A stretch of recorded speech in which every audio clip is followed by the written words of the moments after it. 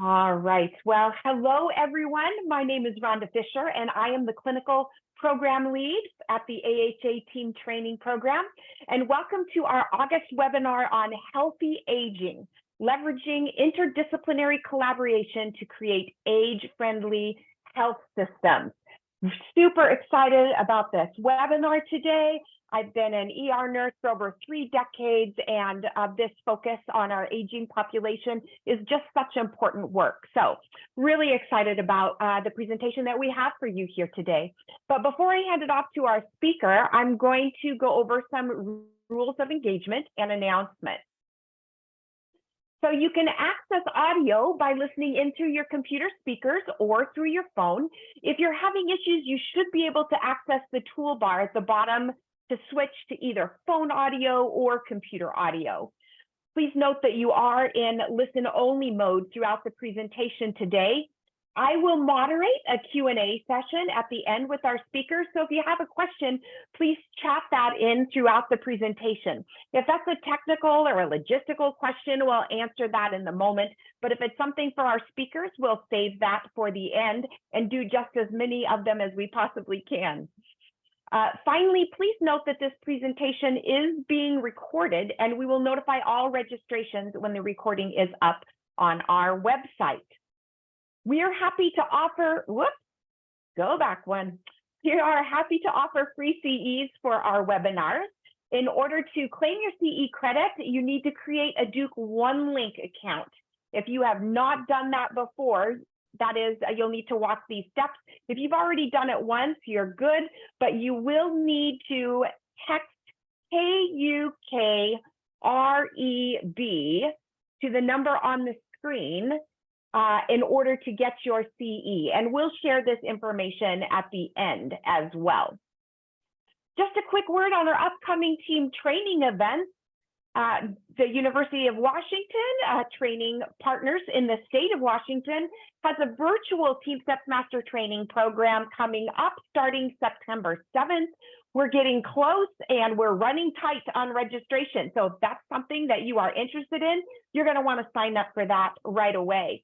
As well, we have multiple in-person Team Steps Master Training courses happening at our regional training centers. You can see them all on the screen. And then, very exciting, we have a Team Steps refresher course that's new this fall. This is a 4-week virtual course designed for those who have taken a previous Master Trainer course, but that need to refresh their skills, get current with curriculum updates, or just jumpstart their organization's implementation program. So space is limited. You're going to want to register for that right away. It's going to be here before we know it. We do have a bonus webinar coming up on August 16th, sponsored by Relias, that's called The Future of Obstetrics, the latest practices improving maternal outcomes. And that's going to be just a great time to focus on, pardon me, I have something in my throat, to focus on high quality OB care. And we'll discuss interdisciplinary nurse models for improved teamwork, efficient onboarding of new nurses, and effective strategies to meet competency and learning styles for your staff. If you're looking for a more customized experience, we offer on-site trainings where we as AHA team trainers come to your organization for everything from a 2-day Team Steps Master training course to a comprehensive program that spans multiple months or even years. This is fantastic. It allows us to customize the content to your organization's specific needs.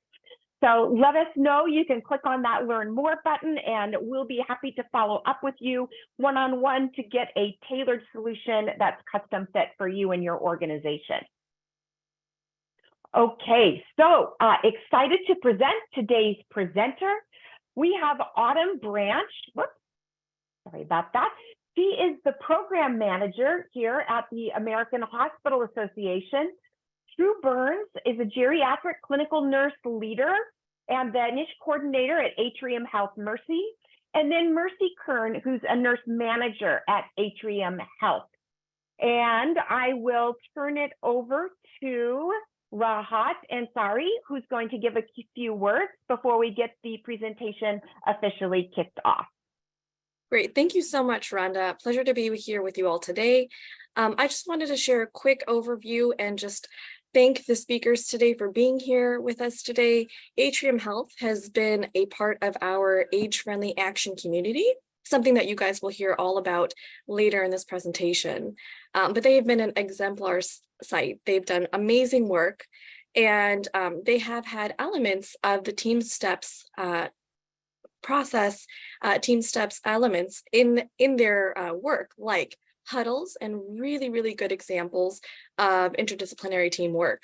So really good opportunities of communication that they've shared, and really good communication examples between different disciplines. So we thought it would be a great opportunity to have the team from Atrium Health come to speak to you today about how they used elements of team training to advance their work in supporting care for older adults, something that I know the field is very interested in today.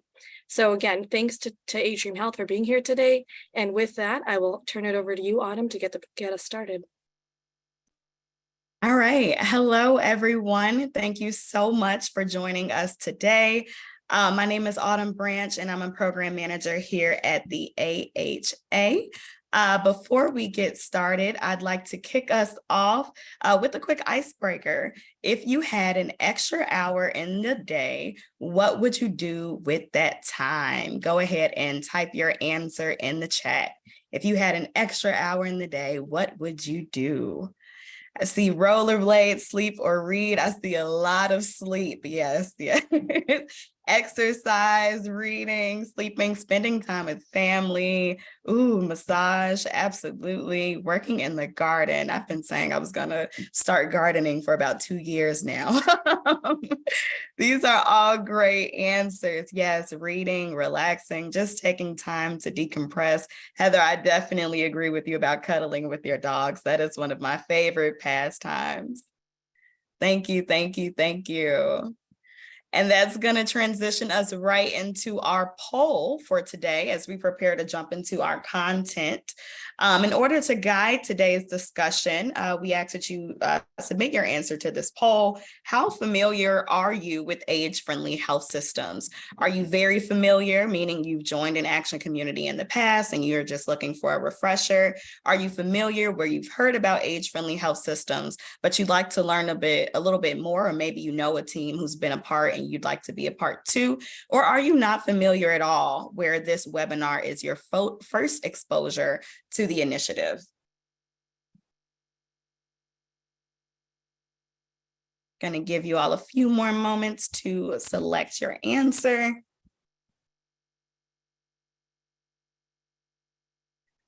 All right. It seems like a majority of you, 52%, are familiar with age-friendly health systems. So you've heard about age-friendly health systems, but you want to learn more. So welcome. We have about 42% of you where this is your first exposure to age-friendly health systems, and then 6% of you who've joined an action community in the past and are just here for a refresher. So welcome. Thank you for your response to our poll. And our hope is that even if you're very familiar with this initiative, you'll have at least one new learning to share with your team by the end of today's presentation.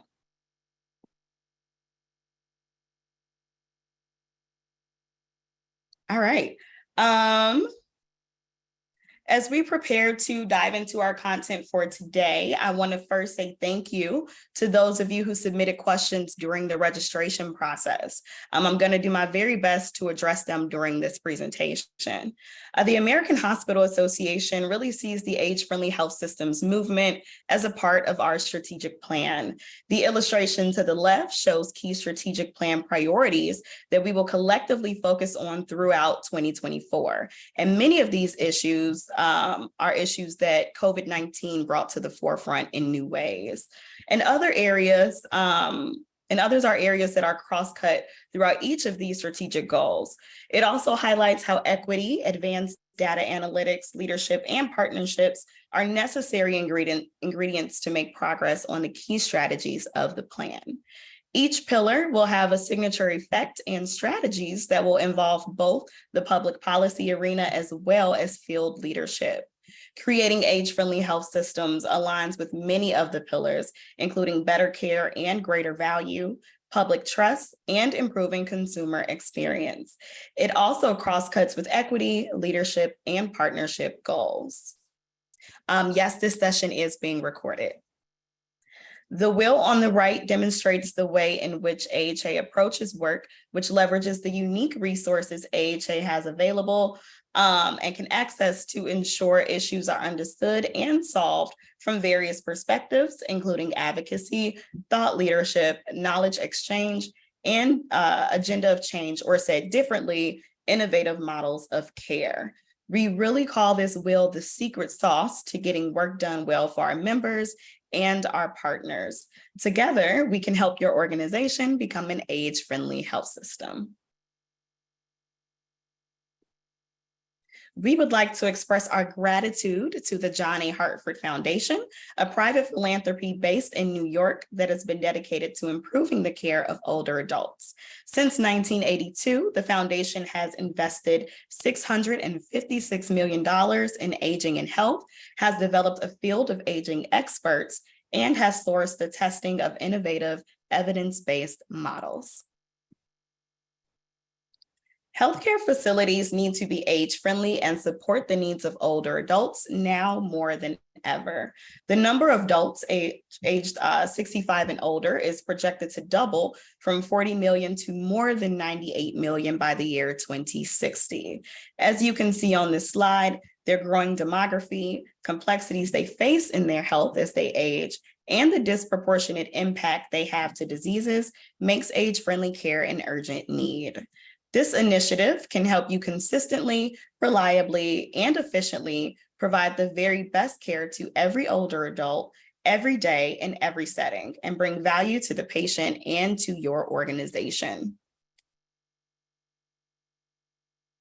In an age-friendly health system, value is optimized for all: patients, families, caregivers, healthcare providers, and the overall system. Since the start of this initiative, our goal has been to build a social movement so all care with older adults is age-friendly care, meaning it's guided by an essential set of evidence-based practices called the 4 M's, which we'll talk about in more detail soon. It causes no harm, and it is consistent with what matters to the older adult and their family. Our specific aims are also listed here, and those are to reach older adults in 1,000 hospitals and practices that are recognized as age-friendly health systems by the end of 2020, and to reach older adults in 2,500 hospitals and practices and 100 post-acute communities recognized as age-friendly health systems by the year or by June 2023. As you can see on the slide here, we have not only met, but exceeded both of those aims. We have successfully reached older adults in more than 3,000 hospitals, practices, convenient care clinics, and nursing homes that are recognized as age-friendly as of this month. Becoming an age-friendly health system entails working towards reliably providing a set of 4 evidence-based elements of high-quality care, which are known as the 4 M's, to all the older adults in your system. The 4 M's are the core of being an age-friendly health system. A focus on what matters, medication, mentation, and mobility, make care for older adults that can be complex much more manageable. Extensive research went into defining the framework for improving care for older adults. We received 17 care models to form the 4 M's, and the evidence for these is extremely strong. Performed together, the 4 M's improves outcomes, reduce the risk of harm, leads to better care experiences, and saves money. They also achieve all of the cardinal aims of the modern healthcare system. Now that we've gone through a high-level overview of what age-friendly health systems are, I'd like to take a few moments to explain how you and your team can work to become one. The first step is enrolling in an action community. In 2017, 5 U.S. health system pioneers partnered with the Age-Friendly Health Systems Initiative to test the 4Ms framework, refine, and scale up the Age-Friendly Health Systems framework in a hospital and ambulatory care settings. We have short case studies on them, which you can read about at aha.org/age-friendly. You can learn how they have successfully implemented the 4Ms at their organizations, leading to reductions in patient length of stay and readmissions, improvement in patient family engagement and patient satisfaction, and positive returns on investments and improvements in patient safety. The Action Community is a 7-month, mostly virtual, well, all virtual now, learning community that is working towards reliably implementing the 4Ms in your local setting. The Action Community provides an opportunity to implement and test these resources in your care setting. This will be the 5th Action Community that the AHA will be hosting. In the past, we've had anywhere from 135 to 180 plus teams participate. We've even had international teams from Australia, South Korea, and Ireland participate.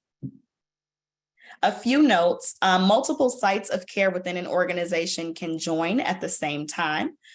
There is no particular cost to participate. The cost of participation includes the time that you and your team must allocate to engage in the 7-month Action Community activities. And then in the Action Community, testing and learning is designed to occur as part of each person's existing activities and is therefore a repurposing of time rather than incremental additional time. For example, a hospital or practice will generate and review quality reports as part of your standard work. As part of the Action Community, certain quality indicators may be segmented by age. On this slide, you'll see the types of activities that are available to you once you enroll to participate in an Action Community. Some of those include monthly calls to review content focused on the 4Ms, where you'll also have an opportunity to highlight your progress and share any learnings with other teams. Testing and changing your interventions. We will have one virtual convening in February. It also includes your electronic monthly data submission to IHI in order to receive recognition, which we'll talk more about. And then you'll also have an opportunity to take advantage of coaching calls. On this slide, you'll see an overview of the Action Community schedule and activities. We assume that all teams are coming into Action Communities having some of the 4Ms in practice already at some point in time. We aim to support teams to reliably implement the 4Ms throughout this process. Before the start of the Action Community, those enrolled will need to identify a team that will be designated to operationalize the 4Ms in their setting, and a leader or sponsor who will work on the spread and scale of the 4Ms. And again, multiple sites of care within your hospital or health system can enroll in the Action Community at the same time. The AHA Action Community starts next month in September, and you have the option to attend one of 2 kickoff calls that will take place next month. And then our first set of educational webinars will begin in October. And there's 2 types of webinars that you can expect to participate in. The first is the team webinar, which is going to be led by some of our expert faculty, which will allow you to get a deep dive on each of the 4Ms. And then the other one is the topical coaching call, which focuses on a topic determined by the needs of our participants. Previous calls have focused on electronic health record implementation, building a team, transitions of care, maybe issues that you may have based on your setting of care, et cetera. We will also have one virtual convening, which will take place in February. All of the webinars will be recorded and available to our Action Community participants if you are unable to attend. And you are also welcome to view these webinars at your own pace. The good work that happens in between these webinars involves you learning and testing the 4Ms. We suggest using a PDSA model, but you can use any other mechanism that works for you to test and learn how you're going to develop your definition of the 4Ms and how you're going to actually put it into practice. For example, your definition could be screening for delirium every 12 years when an older adult is in the hospital. Now, we don't tell you what tools to use. You and your team will decide that and determine how that's going to fit into your workflow. It's up to you and your team to decide what and how you want to test the 4Ms in your practice, which can also involve improving an already existing practice that aligns with one or more of the 4Ms.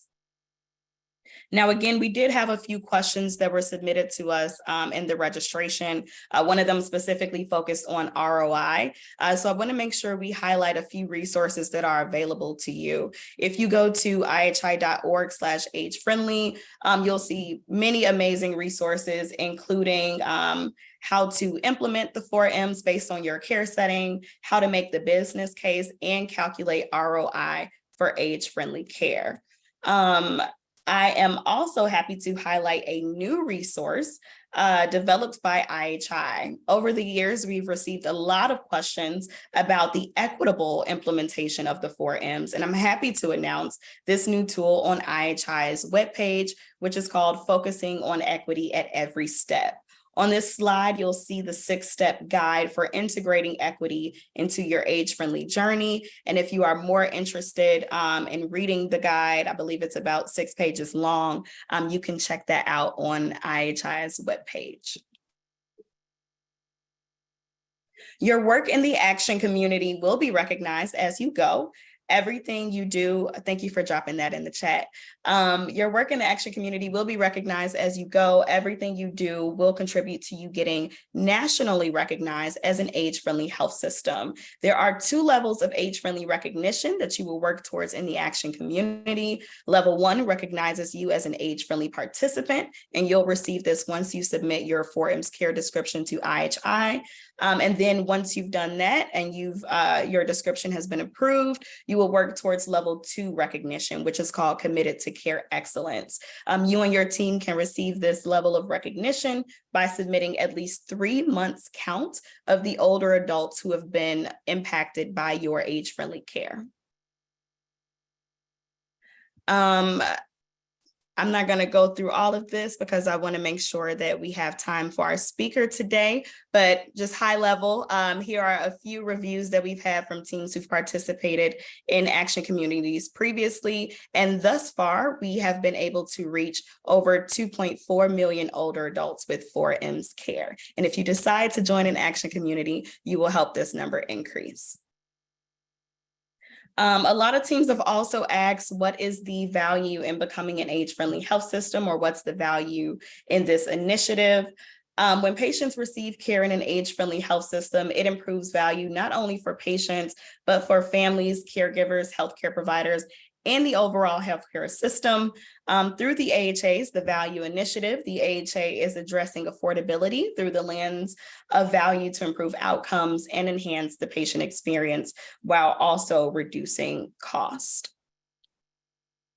Here are 2 quick case examples. We actually have updated data with Cedars-Sinai Medical Center that you can find on our website. We recently completed a podcast with them, so you should check it out. It can also be found, sorry, my words, at aha.org/age-friendly.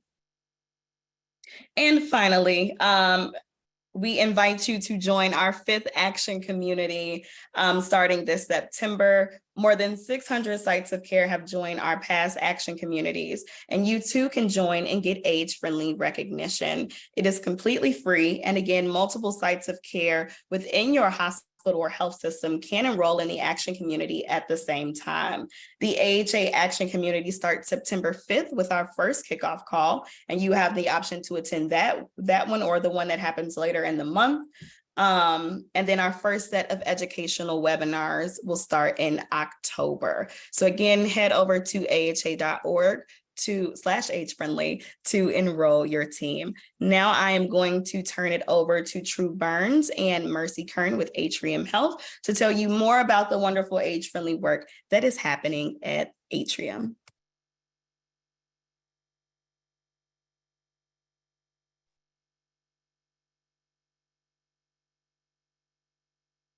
Hello, everyone. Let's see.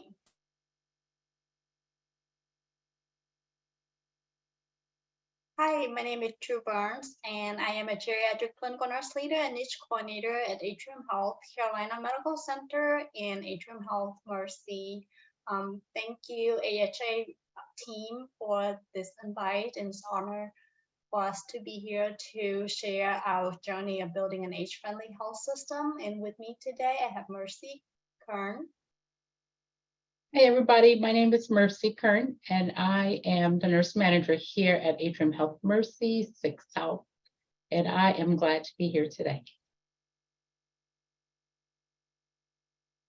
So the objective of our talk today, I'll share a little bit about our healthcare system, our team building strategies, and some of the 4M's goal, our implementation process, share the outcomes, and big win challenges and lessons learned. So Atrium Health is now Advocate Health Atrium, and Atrium Health Mercy, we are a community-based hospital, and is 207 licensed bed located in North Carolina, Charlotte area, and we serve adult population only. It is an orthopedic and bariatric center of excellence. Atrium Health Mercy is part of, under the same licensing as Atrium Health Carolina Medical Center, our sister hospital, located about 2 miles down the street. It is level 1 trauma academic hospital, and that's typically where I live. I stay there most of the time and go to Mercy once a week. So why is this initiative important to our healthcare system? At Atrium Health, our mission is to improve health, elevate hope, and advance healing for all. And the 4M's evidence-based framework allow us to provide the highest quality care to promote health, elevate hope, and advance healing for our older adult populations. And our goals is to provide 4M to every patient age 65 and older and at every encounter. So we start this initiative a little bit over a year. It took us about 4 months for project planning, getting the team together, and and really we started implement the work in November until now, continue tracking, monitoring the data. So I just want to share with you a little bit about building a team. I am very fortunate to have this amazing team. This is the leadership 4M core team. It was put together by our assistant vice president, Lisa Hennigan. She coordinated the team, and I help leading this initiative work. And as you know, teamwork is really essential for patient safety, and as having a high functional team, make a fewer mistakes and errors, and we can improve the outcomes. And some of the things that I can share with you, how we structure the team, the leadership team, so that we can trigger the communication down to the clinical bedside. And as you can see here, we have a chief division of geriatric medicine, Dr. Caprio, who really instrumental in providing direction, how we provide care for our older adult. We have director of nursing, director of physical therapy, clinical pharmacy lead, and clinical nurse leader of the service line at Mercy. And of course, our leader here, Mercy Kern, who's a unit manager. And so for me, having this amazing team of the leadership that I have never worked before, aside Veronica Rankin there. So how do I establish relationship with these individuals? That was critical so that we can accomplish our goal, the objective of becoming an age-friendly health system.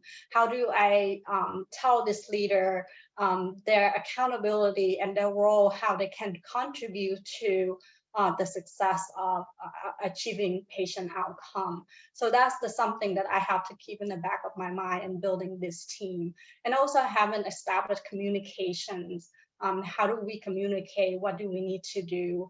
And by working with this individual really hard, never worked with them before.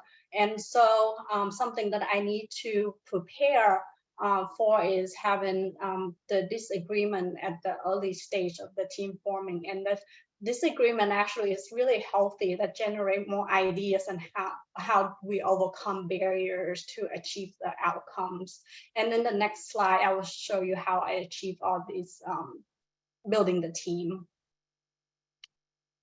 So building the team charter really helped with putting all these pieces together, having the mission of this initiative, the values, the visions, and the role and clarity of each team member and how they contribute to this initiative and how they communicate, bringing the information from this meeting, from the core team, trigger down to clinical bedside. So we establish regular meeting, we meet monthly.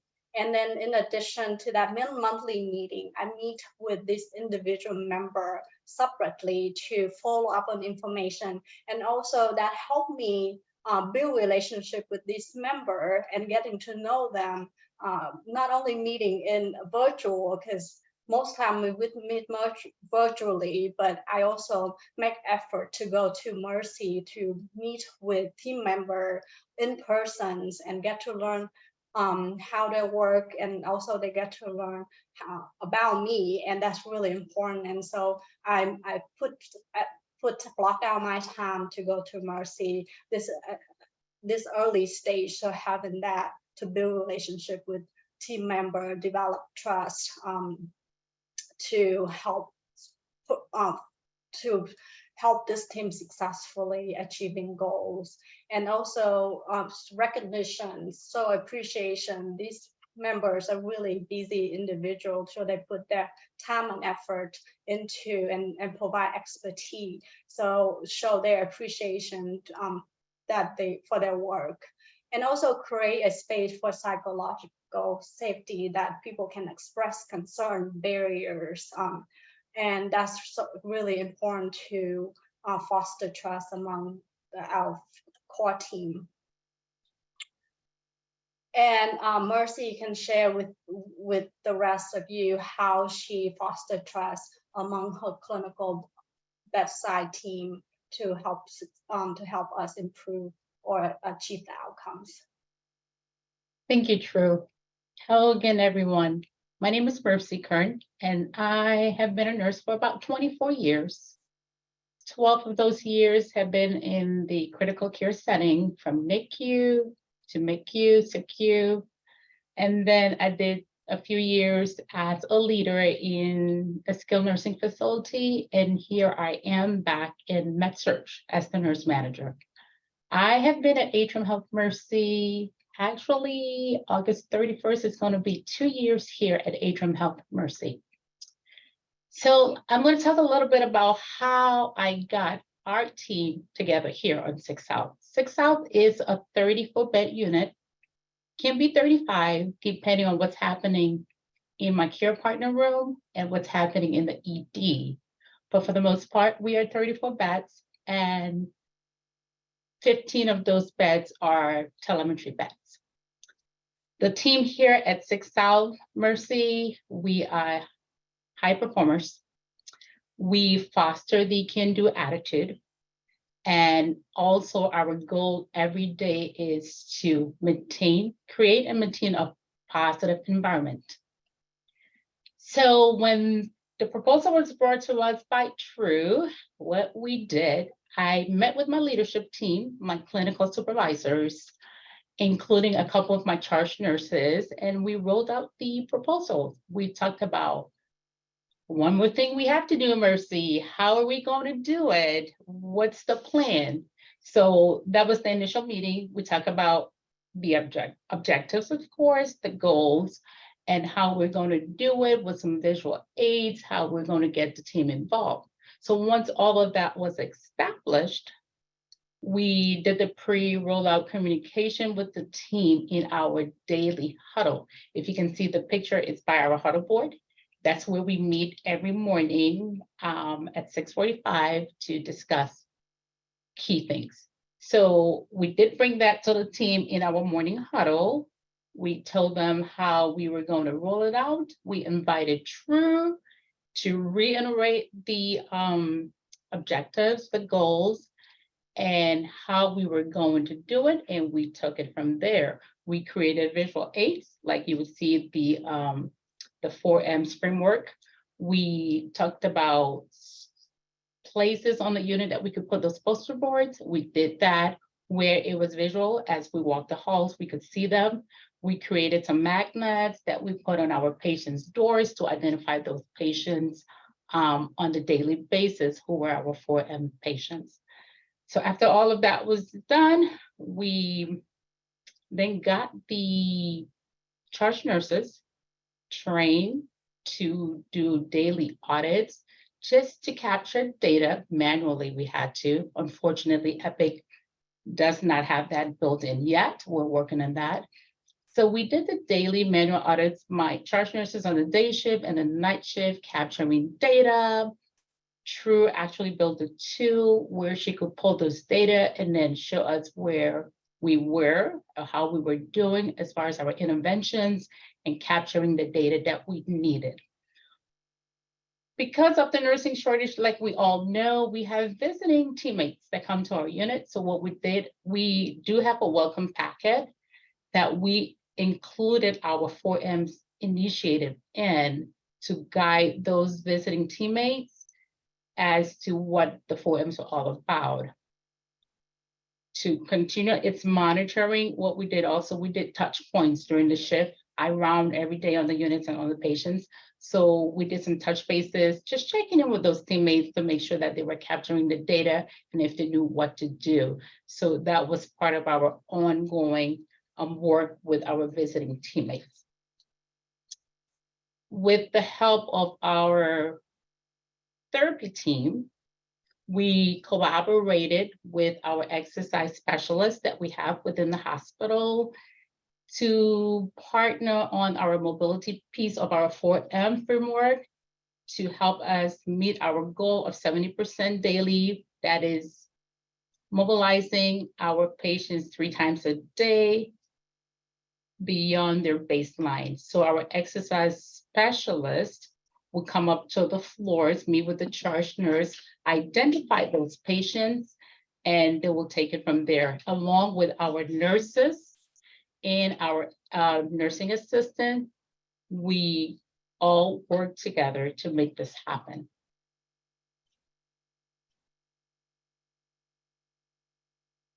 Thank you, Mercy.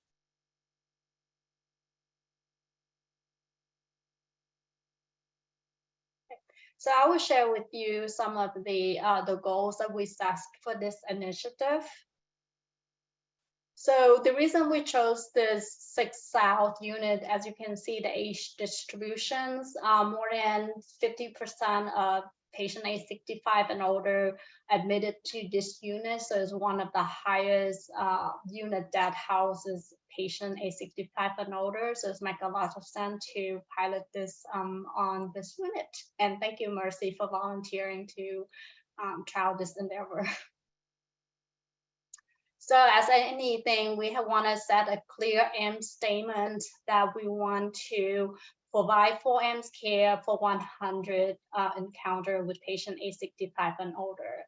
So this, how do I come up with 100, or we come up with 100? Basically figuring out 1 patient per day and not accounting for the weekend due to staffing and all of the things. So additionally, we want to ease the staff into the process. So don't want to overwhelm them with all this work. So we say, okay, we're just going to do 1 patient per day. So it's not overwhelming until they get used to the initial to the process.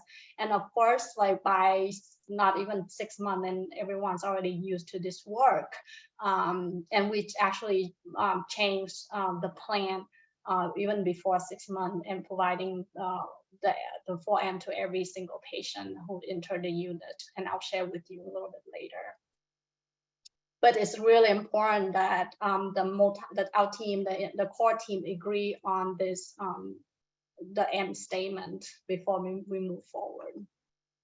And we also agree on goals, establishing goals, what we need to do. So for what matter, we set at 80% by achieving this with every patient admitted to hospital. We want to assess 80% of time. That's our minimum. And we want to mobilize patients 3 times a day, achieve, and we keep it by the hospital goal. At that time, it was 60%, now it's 70%. And delirium assessment and delirium interventions, we set that at 80% of time. And they prescribe the top 3 common anticholinergic medications. We set that at 5%. Now, the prescribing is one of the most challenging when for in the hospital. So we set it low, but we deliver high. So I'll share with you the outcome of that and how we chose these top 3 anticholinergic medication in a little bit. So I'm going to share, I know Mercy already said a little bit snippet of the implementation process, but I want to talk a little more about it. So this core team triggered the information down to the clinical, to their team. So for what we decided, divide and conquer. So the RN, the nursing team, is responsible for what matters, assessing and carrying the act-on piece. And then the mentation, and we assess delirium using CAM, using CAM, which is confusion assessment method. That's every 12 hours or per shift, and provide intervention. Now, these 2 M's already within the nursing purview, so it's not an added on work, but it's more like perfecting the work. So bringing that information to the team is also lessen the burden to the people think like I have to do additional, but it's not really, it's just already within our nursing work. As Mercy mentioned, for therapy, we collaborate with the therapist team with the mobility piece, which I will elaborate on a little bit more in the next few slides. For medication piece, this is the collaboration between pharmacy and physicians to screen and prescribe. So before we start the initiative, we put together the flyer that announced that 6 South had joined this national initiative, system movement of the 4 M's. What is age-friendly health system? Why do we want to become age-friendly health system? What is involved in this initiative, and how can you help? And we also put a little disclaimer down there so that our team might contact you for question or care plan modification, so that we can better align what matter to older adults and the 4 M's. And this poster to put on different area of the unit, like Mercy had mentioned, that where did they figure out where to put it, so that that's visually to the care team and everyone who entered the unit. We also had the education rollout for our nurse and our nursing team, what 4M is, so that the care team know. And this is we developed the charge nurse process for the 4M. So this is laminated, incorporated into daily charge nurse workflow. They run the report to identify patient age 65 and older. And I put the report, create a report and put the name of the report so that our charge nurse can go into Epic and run that. Announce at the morning huddle at the morning huddle 6:45 and say who's our 4M patient and put the patient room number on the board. And we also put the magnet on the patient door and ensure that our primary RN is aware of the patient in care bundle. And in the afternoon at about 2 p.m., our charge nurse do a touch point with the primary RN to ensure that the 4M work is carried out. And also there's a link that attached to the worksheet that will take our charge nurse directly to the audit tool so that they can enter the information.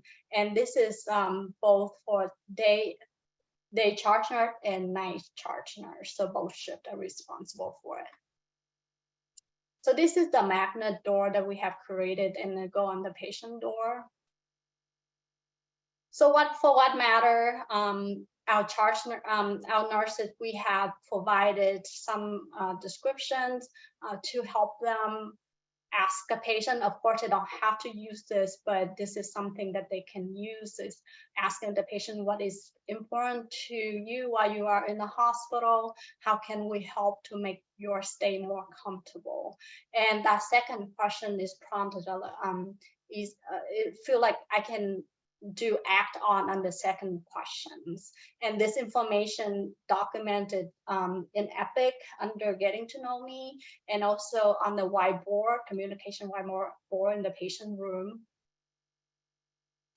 So this is the care bundle that we put together for our nurse so that they know their responsibility, what they need to do. It's laminated and put in a key ring, and they have the scripting that I mentioned earlier, the delirium assessment, the confusion assessment, how often they have to do it, and then the intervention provided there. With the mobility, make sure the patient ambulate 3 times per day and out of bed with meals. And this key ring now that we in this initiative about 9 months, so most of the seasoned nurse really aware of this initiative, so it's very beneficial for our visiting nurses, like traveler nurses. So with the mobility, as I mentioned, is collaborations with the PT team and the nursing team. So the therapy team assists with screen the patient for risk using MPAC score. And the action piece is collaboration. Again, it's a nursing, and our exercise physiologists assist ensure our older adult out of bed 3 times per day. And Mercy had mentioned that they touch base with the chart nurse to identify 4M patients daily. As far as medications and the prescribing, so our Dr. Caprio, our geriatricians, had a big meeting and provide education to our internal medicine doctor and residents, discuss about the age-friendly health system initiative, discuss about BIA criteria, medication, the prescribing, and our pharmacists also help with screening medication, screen the patient chart. And so before this initiative, we didn't track any of the data. Our pharmacy team actually did a couple months of retrospective and monitor these 8 different medication drug classes to see where the opportunity are, and we identified their opportunity with the Benadryl, hydroxyzine, and Phenergan. Almost every patient age 65 and older had that medication on their MAR. So we focus on prescribing these 3 medication while also keeping an eye on other drug classes. And this has been on pharmacy team, and they help with that. And I'll show you how we track the data for prescribing. So talking about how do we monitor these 4 M's to make sure it work. The data tracking sheet I created for nursing tab. So day shift charge nurse go in and responsible to ensure recording how many times the patient ambulate during the day, whether the CAM assessment the delirium assessment was completed. If yes, it put 1, if no, it's a 0. Same with night shift, and whether delirium intervention was documented and provided. Same with night shift. And then the last column with the total mobility occurrence formula is already being entered, so they don't have to do anything with that. For pharmacy, our pharmacy team assists with entering the medications, the number that they identify on the MAR, and how many they were able to prescribe. And this is the compliant. This helped me calculate the reliable 4M, how many patients we actually achieve the goal that we have set, like what matter assessment, delirium interventions, and CAM. And so when the patient leave, I calculate their occurrence when they in the hospital. So if the patient ambulate, how many times during the hospital stay, how many CAM delirium assessment will be assessed, and then that gives us the average during hospital stay. There's a lot of menu work. So we have come a long way. Now we had recently built a 4Ms in Epic. Instead of going to the manual way to look at the patients, now we had this built. I had this created in Epic that you run this report is kind of go over whether how many times the patient ambulated per 24 hours and CAM, last time CAM assessment, their impact score, their admission medication, whether it's being reviewed, and what kind of drug classes the patient's on. So this continue, I'm working closely with our Epic informatic team to develop report and have something in the in Epic so that alleviates some of the manual work. So the biggest questions, do the 4M improve older adult outcome? So happy to share our performance for the 4Ms. We have been doing really good with what matters. Our CAM assessment continue to improve. We did add it into a required documentations with the delirium assessment, CAM assessment per shift. And that also helped increase the compliance. When we started initiative, we were at like 60–70%. Now we're almost reaching 90%. Delirium interventions is 5 different areas, so it's really hard to audit.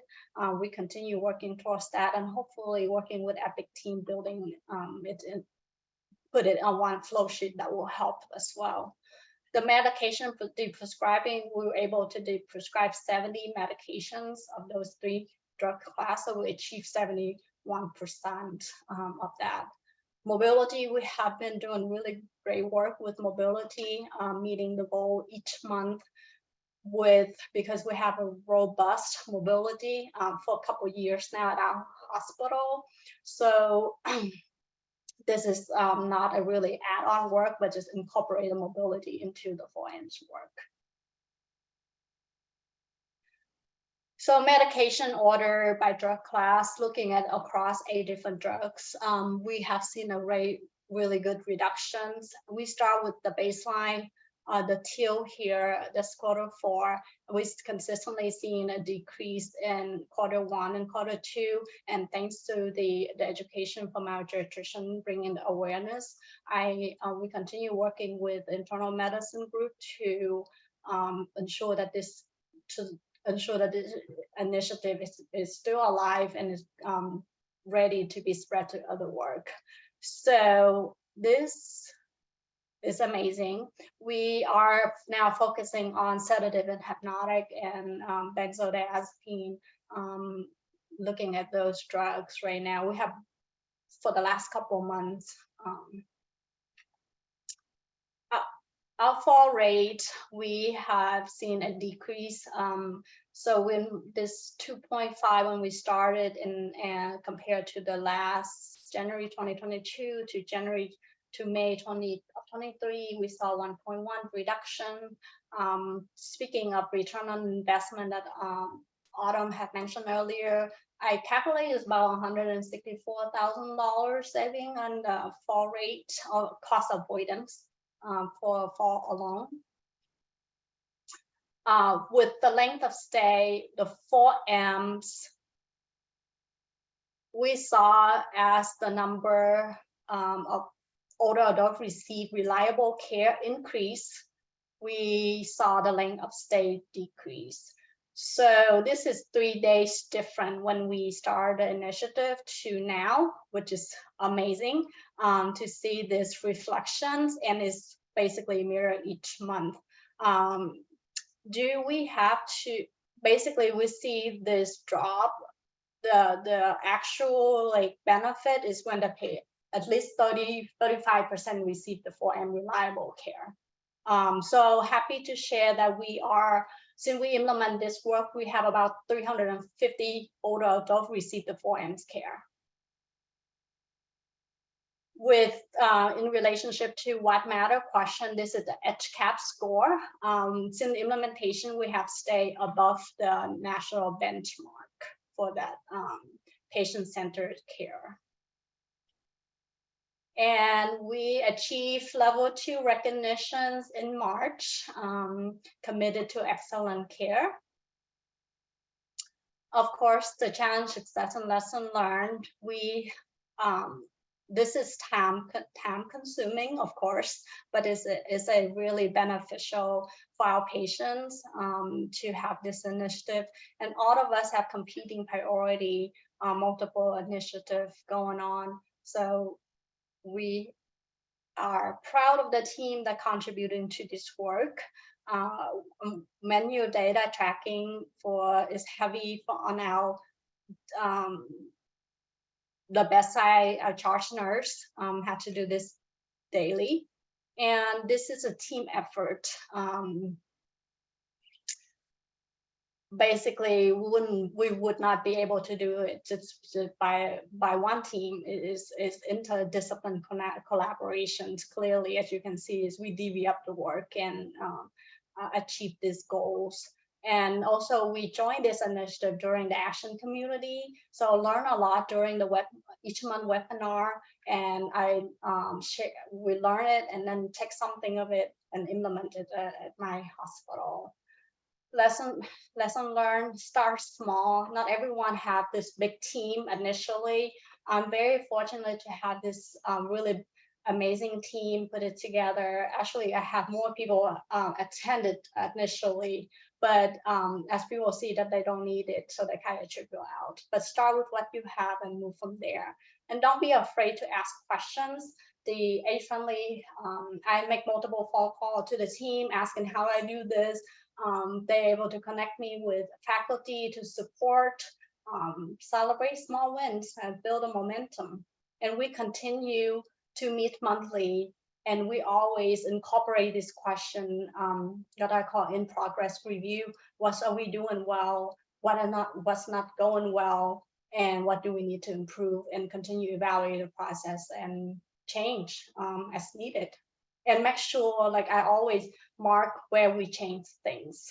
Like we start changing the implement 4M for every patient in April. Well, I hate to do this, but I'm going to have to. We're at the top of the hour, and we're not going to quite make it to our case study.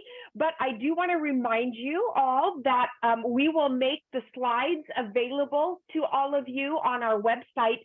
So you'll be able to go in and catch the end of the case study, which is so fascinating. And gosh, with just 1 hour is just never enough for the important work that we do on these webinars. So encouraging you to, again, check things out on the website. So I've got just a couple of minutes here. I want to turn it over to Autumn because I know that you needed to do a quick, just finish out on the action community. Yep. Thank you so much. And thank you, True. Really quickly, again, just that final push to go ahead and head over to aha.org/age-friendly so that you can sign up to join the action community. I believe Rahat dropped the link in the chat. And with that, I'm going to transition it back to you, Rhonda, so you can close them out with next steps. All right. So all I want to do is just remind you to please fill out your evaluation. This was really just an excellent presentation, had so much great information, again, on really important work. So please complete the evaluation form that's going to appear on your screen. And then if you would like to get your continuing education credit, don't forget to set up that Duke OneLink account if you haven't done so before, and then to text that KUKREB to the number on the screen within 24 hours so that you can get your CE credit. So it's 11 o'clock, top of the hour. Thank you so much to all of our guests who presented for us today. And we look forward to seeing as many of you as possible on our August 16th bonus webinar coming up. All right, take care, everyone, and have a great day.